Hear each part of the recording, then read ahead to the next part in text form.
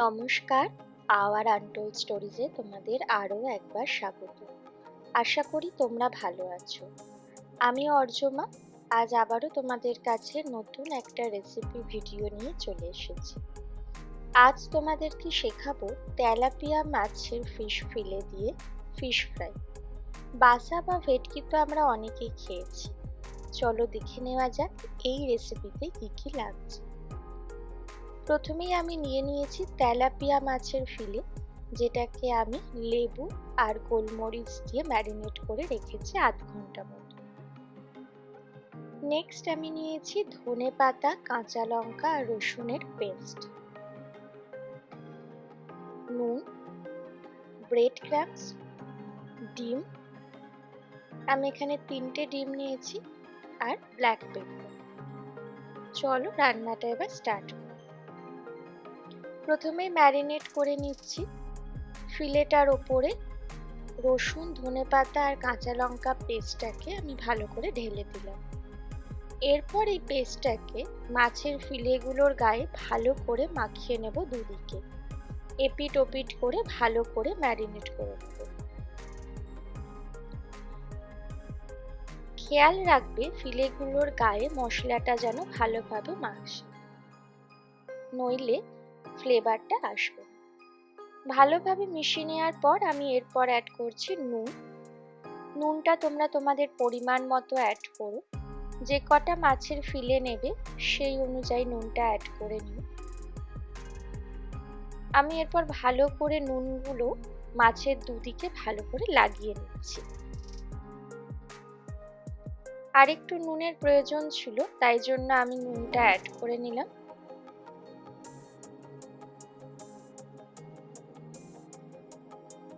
এরপর এটাকে আমি 10-15 মিনিট রেখে দেব।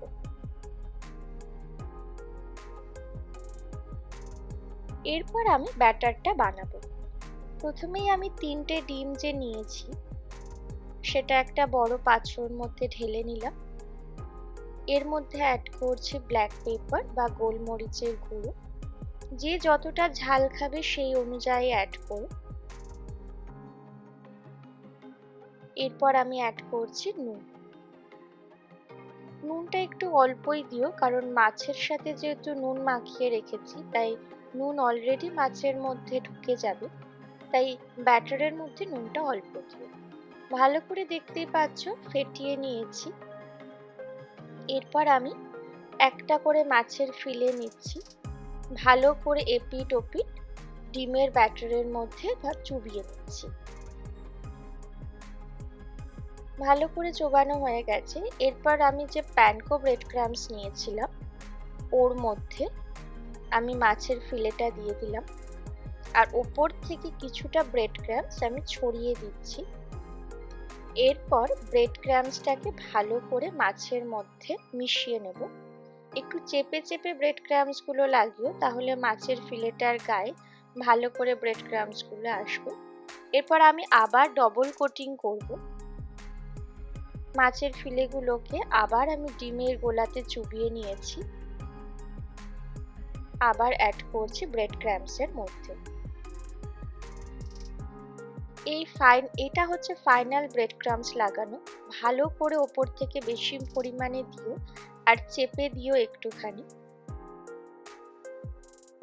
দেখতেই পাচ্ছ ভালো করে আমি ব্রেড ক্রাম্বসগুলো লাগিয়ে নিচ্ছি, কারণ যদি কোথাও গ্যাপ থেকে যায় তাহলে মাছ ভাজার সময় মাছটা বাইরে থেকে বেরিয়ে আসতে পারে বা দেখতে পাবে, যেটা ভালো লাগবে না। এরপর আমি ফিশ ফ্রাইটাকে শেপ দেব। তোমরা তোমাদের ইচ্ছে মতো দিও। আমি একটু লম্বা শেপ দিয়েছি, তোমরা চাইলে স্কোয়ার শেপ দিতে পারো, অথবা বরফি শেপ বা ডায়মন্ড শেপেরও ফিশ ফ্রাই বানাতে পারো। এটা তোমাদের ইচ্ছের ওপর কমপ্লিটলি। আমি এখানে লম্বা করে ফিশ ফ্রাই করেছিলাম। এই রকম করে একটা একটা করে যে কটা মাছের ফিলে আছে আমি সব কটা করে নিয়েছি, দেখতেই পাচ্ছ। ভালো করে ডিমে ডবল কোট করে ব্রেড ক্রাম্বস লাগিয়ে এরপর গ্যাসে কড়াই বসিয়ে দিয়েছি, আর আমি সর্ষের তেল অ্যাড করছি এগুলো ফ্রাই করার জন্য যতটা পরিমাণে দরকার। তোমরা এখানে চাইলে রিফাইন্ড অয়েল বা সাদা তেলও অ্যাড করতে পারো, বাট দেখো তেলটা যেন ভালো করে গরম হয়ে যায়। তেলটা ভালো করে গরম হয়ে গেছে, এরপর আমি এক এক করে মাছের ফিলেগুলো তেলের মধ্যে ছেড়ে দিচ্ছি। যখন মাছের ফিলেগুলো ছাড়বে অবশ্যই চেষ্টা করো লো ফ্লেমে রাখার, কারণ হাই ফ্লেমে অনেক সময় জ্বলে যাওয়ার বা পুড়ে যাওয়ার চান্সেস থাকে। এক পিঠ ভালো করে ফ্রাই হয়ে গেলে আরেক পিঠ উল্টে দিও। ধনেপাতা দিলে মাছের মধ্যে ধনেপাতার ফ্লেভারটা আসে, যেটা ফিশ ফ্রাইয়ে অনেক বেশি আরো টেস্টি বানিয়ে দেয়। এক এক করে ভাজা হয়ে গেছে, গরম গরম ফিশ ফ্রাই আমাদের রেডি। সঙ্গে মিয়োনিজ আর টমেটো সসের ডিপ বানিয়ে নিয়েছি।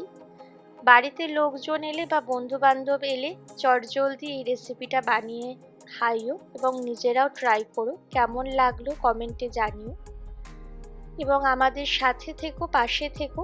খুব তাড়াতাড়ি আরও একটা নতুন রেসিপি ভিডিও বা ট্রাভেল ব্লগ নিয়ে আমি চলে আসবো। ততক্ষণে সাবস্ক্রাইব করতে এবং লাইক অ্যান্ড শেয়ার করতে ভুলো না আমাদের চ্যানেলকে।